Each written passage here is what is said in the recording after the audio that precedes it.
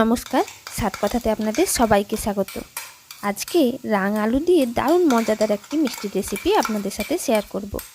আশা করি রেসিপিটি আপনাদের ভালো লাগবে। ভালো লাগলে প্লিজ আমার চ্যানেলটিকে সাবস্ক্রাইব করে আমার সাথে থাকবেন। চলুন রেসিপিটি শুরু করা যাক। এই রেসিপিটি বানানোর জন্য সবার প্রথম আমি একটি বেশ বড় সাইজের রাঙ আলু ভালো করে ধুয়ে নিয়েছি। এবার একটি ছুরির সাহায্যে রাঙ আলুটাকে এভাবে গোল গোল চাকার মতো করে কেটে নিচ্ছি। সমস্ত রাঙালুগুলোকে গোল গোল করে কেটে নিয়েছি। এবার আমি এখানে একটি প্রেসার কুকার নিয়ে নিচ্ছি।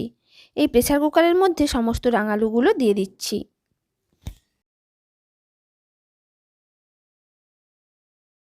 সমস্ত রাঙালুগুলো দিয়ে দেওয়ার পর এর মধ্যে দিয়ে দিচ্ছি পরিমাণ মতো জল। জলটা খুব বেশি পরিমাণ দেব না, সেদ্ধ হওয়ার জন্য যতটা পরিমাণ জল দরকার ঠিক ততটা পরিমাণ জল আমি এখানে দিয়ে দিচ্ছি। এবার প্রেসার কুকারের ঢাকনাটা লাগিয়ে দিচ্ছি। এবার গ্যাস চালিয়ে গ্যাসের উপর প্রেসার কুকারটা বসিয়ে দিচ্ছি আর লো টু মিডিয়াম ফ্লেমে 4 থেকে 5টা সিটি পড়া পর্যন্ত আমি রান্না করে নিচ্ছি।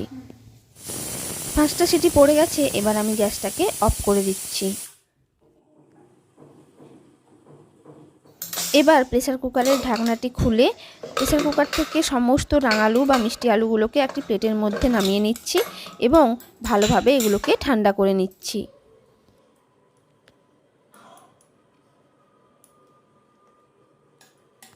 সমস্ত রাঙালুগুলো নামিয়ে নিয়েছি আর এগুলো ভালোভাবে ঠান্ডাও হয়ে গেছে। এবার এগুলোর ছালগুলোকে এইভাবে ছাড়িয়ে নিচ্ছি।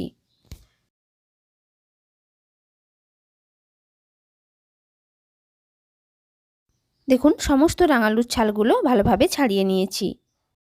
এবার রাঙালুগুলোকে একদম ভালোভাবে মাখিয়ে নিচ্ছি। এমনভাবে মাখিয়ে নিতে হবে যাতে একটুও দানা দানা ভাব না থাকে, একদম মসৃণভাবে মাখানো হয়ে যায়। রাঙালুগুলো একদম মসৃণভাবে মাখিয়ে নিয়েছি। এবার এটাকে একটি সাইডে সরিয়ে রেখে দিচ্ছি। এখানে একটি মাঝারি সাইজের গাজর ভালো করে ছাল ছাড়িয়ে এইভাবে টুকরো টুকরো করে কেটে রেখেছি। এবার একটি মিক্সির জারের মধ্যে এই গাজরগুলোকে দিয়ে ভালো করে গ্রাইন্ড করে নিচ্ছি। গাজরটাকে গ্রাইন্ড করে নিয়েছি আর দেখুন একদম ভালোভাবে গ্রাইন্ড হয়ে গেছে। এর মধ্যে কিন্তু একটু জল না মিক্স করেই গ্রাইন্ড করতে হবে। এখানে আমি আমন্ড বাদাম নিয়েছি আর আমন্ড বাদাম এইভাবে গ্রেট করে নিচ্ছি। এইভাবে 10টি মতো আমন্ড বাদাম আমি গ্রেট করে নিচ্ছি। দেখুন সমস্ত আমন্ড বাদামগুলো গ্রেট করে নিয়েছি। আবারও গ্যাস চালিয়ে একটি ননস্টিকের কড়াই বসিয়ে দিচ্ছি। কড়াইটা হালকা গরম হয়ে গেছে। এবার আমি এর মধ্যে দিয়ে দিচ্ছি 2 টিস্পুন দেশি ঘি। চেষ্টা করবেন দোকানের ঘিয়ের থেকে দেশি ঘি ব্যবহার করতে, তাহলে এর টেস্ট কিন্তু আরও ভালো আসবে। এবার ঘিটাকে আমি খুন্তির সাহায্যে কড়াইয়ের চারপাশে ছড়িয়ে দিচ্ছি যাতে ঘিটা ভালোভাবে মেল্ট হয়ে যায়। ঘি মেল্ট হয়ে গেছে। এবার যে গাজরটা আমি গ্রাইন্ড করে রেখেছিলাম সেটা কড়াইয়ের মধ্যে দিয়ে দিচ্ছি। দিয়ে লো টু মিডিয়াম ফ্লেমে ভালো করে এটাকে ভেজে নিচ্ছি যাতে গাজরের কাঁচা গন্ধটা চলে যায়।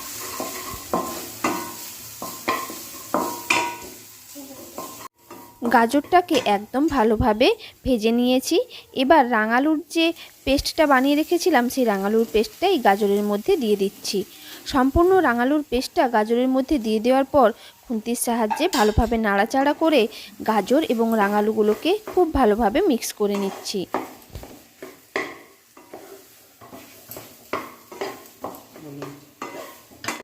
গাজরের সাথে রাঙালুটাকে একদম ভালোভাবে মিক্স করে নিয়েছি। তবে একটু ঘিটা কম মনে হচ্ছে, তাই আরও 1 টিস্পুন ঘি আমি এর মধ্যে দিয়ে দিচ্ছি। এবার ঘিয়ের সাথে রাঙালু আর গাজরের পেস্টটা ভালো করে মিক্স করে নিচ্ছি এবং যতক্ষণ না রাঙালুর রসটা একদম টেনে যাচ্ছে এবং একদম মাখো মাখো হয়ে যাচ্ছে ততক্ষণ পর্যন্ত এইভাবে নাড়াচাড়া করতে করতে লো টু মিডিয়াম ফ্লেমে আমি রান্না করে নিচ্ছি। প্রায় 5 মিনিট ধরে আমি এটাকে রান্না করে নিয়েছি। দেখুন বেশ মাখো মাখো হয়ে গেছে। এবার এর মধ্যে দিয়ে দিচ্ছি এলাচের গুঁড়ো। আমি শুধুমাত্র এলাচের দানা নিয়েছি, 3টে এলাচের দানা ভালো করে গুঁড়ো করে নিয়েছি। সেটা এর মধ্যে দিয়ে আবারও একবার ভালো করে মিক্স করে নিচ্ছি।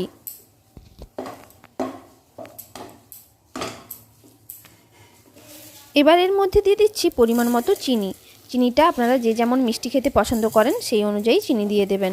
চিনিটা দেওয়ার পর এইভাবে ভালো করে মিক্স করে দিচ্ছি এবং যতক্ষণ না চিনিটা গলে যাচ্ছে এবং এই পেস্টটার সাথে ভালোভাবে মিক্স হয়ে যাচ্ছে ততক্ষণ পর্যন্ত রান্না করে নিচ্ছি। 2 মিনিট ধরে রান্না করার পর চিনিটা ভালোভাবে পেস্টের সাথে মিক্স হয়ে গেছে। এবার সামান্য কিছুটা লবণ এর মধ্যে দিয়ে দিলাম। যে কোনো মিষ্টি খাবারে লবণ দিলে মিষ্টি খাবারের টেস্ট কিন্তু বেশ বেড়ে যায়। লবণটা এর মধ্যে ভালোভাবে মিক্স করে দিলাম। এবার যে আমন্ড বাদামটা আমি গ্রেট করে রেখেছিলাম তার হাফ আমন্ড বাদাম এই মিক্সচারের মধ্যে দিয়ে দিচ্ছি। এই পেস্টের মধ্যে দেওয়ার পর এবার সেটাকে আরও ভালো করে মিক্স করে নিচ্ছি।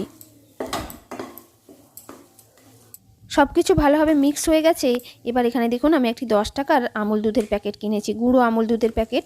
এবার গুঁড়ো দুধটা এই পেস্টের মধ্যে ঢেলে দিচ্ছি। সম্পূর্ণ দুধটা ঢেলে দিয়ে এই পেস্টের সাথে খুব ভালোভাবে মিক্স করে নিচ্ছি। আপনারা চাইলে এইভাবে সরাসরি গুঁড়ো দুধ মিক্স না করে হালকা উষ্ণ গরম জলের মধ্যে দুধটাকে গুলে তারপরেও মিক্স করতে পারেন।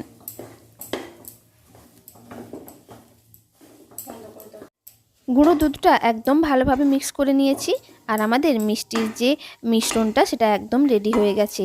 এবার আমি গ্যাসটাকে অফ করে দিচ্ছি। এবার এই মিশ্রণটাকে একটি প্লেটের মধ্যে তুলে নিচ্ছি এবং মিশ্রণটা ভালোভাবে ঠান্ডা করে নিচ্ছি।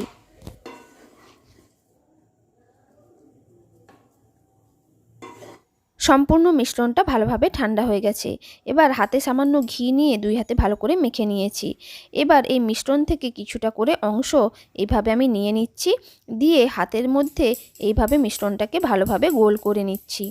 গোল করে নেওয়ার পর মাঝখানটা আঙুল দিয়ে জাস্ট একটু করে চেপে দিচ্ছি। আর আমন্ড বাদাম যে আমি গ্রেট করে রেখেছিলাম তার হাফ আমি রেখে দিয়েছিলাম, সেখান থেকে কিছুটা করে নিয়ে এইভাবে যেখানে আমি একটু চেপে দিয়েছি আঙুল দিয়ে সেই জায়গাটায় একটু করে বসিয়ে দিচ্ছি যাতে দেখতে সুন্দর লাগে।